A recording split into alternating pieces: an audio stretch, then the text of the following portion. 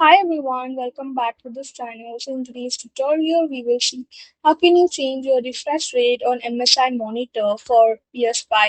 So here is a fix for your 120 Hz mode HDMI settings. Step 1. Check your HDMI cable. Use the HDMI cable that came with your PS5 or another ultra high speed HDMI cable. Connect it directly to the monitor's HDMI port.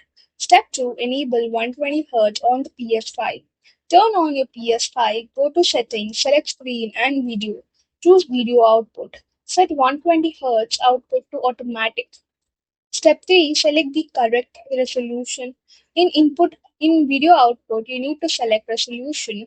Choose automatic or the resolution you want, such as 1080 pixels or 1440 pixels. Step 4. Enable performance mode. Go to settings, select save data and game or app settings. Open game preset, set performance mode or resolution mode to performance mode. Step 5. Verify the refresh rate. Go to settings, select screen and video, and then go to video output. Select video output information. Check the current refresh rate and resolution. That's it for the video. Thank you for watching. Don't forget to like, share, comment, and also do hit the subscribe button.